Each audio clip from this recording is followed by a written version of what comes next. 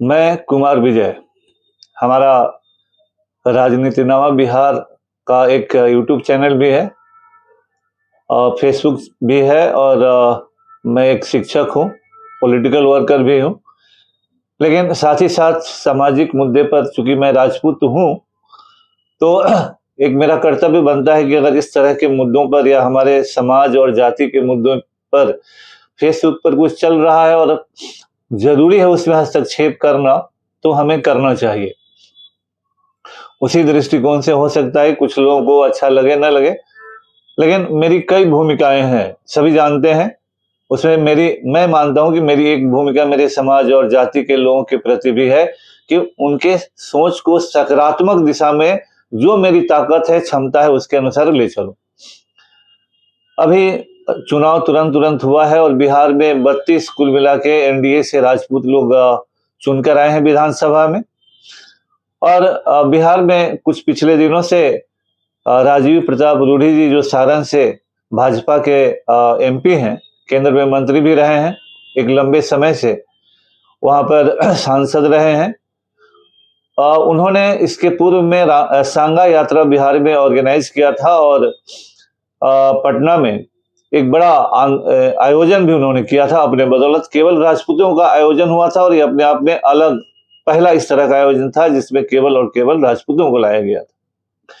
चुनाव के दरमियान उन्होंने सांगा यात्रा को ड्रॉप कर दिया था, लेकिन इतने सारे विधायक चुनकर आए हैं राजपूतों से, तो एक उत्साह है, स्वाभाविक तौर पर लोग हिस्सेदारी मांगेंगे।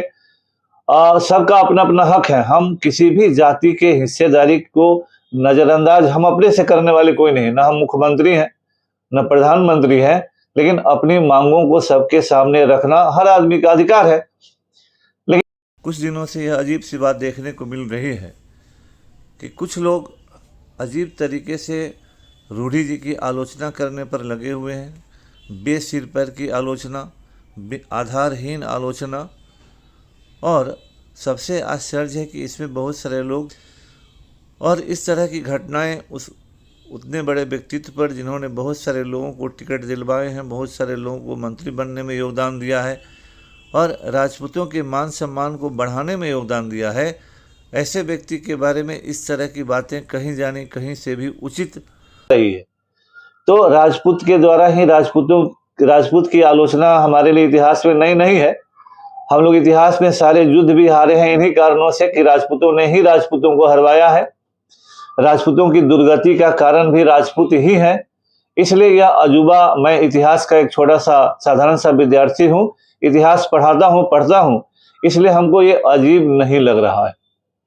लेकिन मैं अपने सभी विरोध करने वाले राजपूत भाइयों से 2-3 सवाल करना चाहता हूं, क्योंकि अब यह समय है कि इस पर हमको मुखर होना चाहिए। और मैं भी अपने YouTube चैनल से, फेसबुक के माध्यम से विभिन्न पक्षों से संबंधित सवाल पूरे राजपूत समाज के सामने रखूंगा। आपको पसंद हो, नापसंद हो, विरोध हो, समर्थन हो, ये आपकी मर्जी है।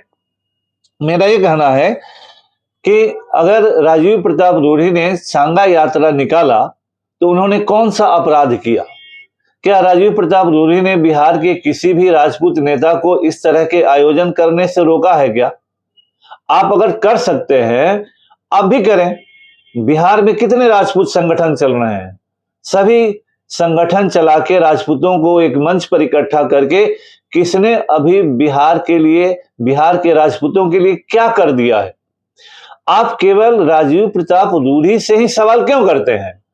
क्या इसके पहले और इसके बाद राजपूत नेता नहीं है? क्या बिहार में अभी और राजपूत नेता नहीं है? क्या बिहार के अभी के सक्रिय उन राजपूत नेताओं का जरा हमको नाम एक भी आदमी का बता दीजिए कि वह राजपूत का नेता हो, राजपूतों के नाम पर नेता हो और उसने अपने परिवार से बाहर जाकर किसी राजपूत को टिकट दिलवाया हो। राजपूत नेता है और अपने बेटा के लिए, अपनी बेटी के लिए, अपनी पत्नी के लिए, उससे बचा तो अपने किसी रिश्तेदार के लिए अगर आप टिकट लेते हैं और देते हैं तो आप राजपूत अपने लिए नेता हो सकते हैं, आप समाज के लिए नेता नहीं हो सकते हैं।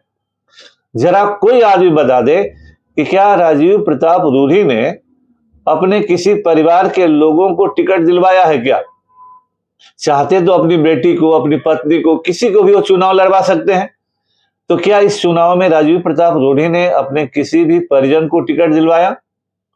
तो आप राजीव प्रताप रूढ़ी को ही टारगेट पर क्यों ले रहे हैं? जो लोग पूरे बिहार में एक टिकट के लिए द्वारे द्वारे घूमते हैं, पार्टी पार्टी घूमते हैं, दरवाजे दरवाजे घूमते हैं, एक क्षेत्र से दूसरे क्षेत्र अपने बच्चे को लेके चले जाते हैं, उनसे नहीं पूछिएगा कि राजपूतों के नाम पर राजनीति करके, राजनीति के शिखर पर पहुंचकर राजपूत समाज के लिए उन्होंने क्या किया है? तो एकमात्र राजीव प्रताप रूढ़ी बचे हैं। राजीव प्रताप रूढ़ी एक ऐसा नेता है जिसकी राष्ट्रीय फलक पर पहचान है, जो अपराधी नहीं है, जो स्मगलर नहीं है, जो ठेकेदार नहीं है, जो बाहुबली नहीं है।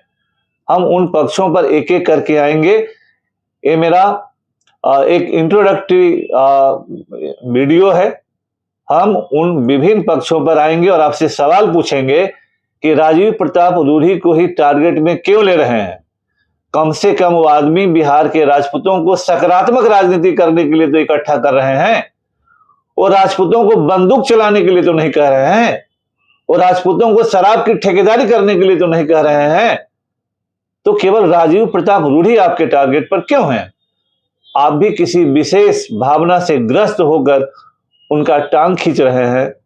एक नेता उभर रहे हैं, अगर देर से ही भले उनको ये सोच आया हो, उनको होने दीजिए। उस आदमी ने ताउम्र बिहार के सबसे मजबूत पॉलिटिकल घराने के साथ राजनीतिक लड़ाई लड़ी है और उन्हें परास्त किया है वहां पर। इसलिए इस तरह का काम उचित नहीं है। आपको सहयोग नहीं करना है तो आप अपनी यात्रा निकाल लीजिए। संघा यात्रा में कोई पकड़ कर आपको नहीं ला रहा है।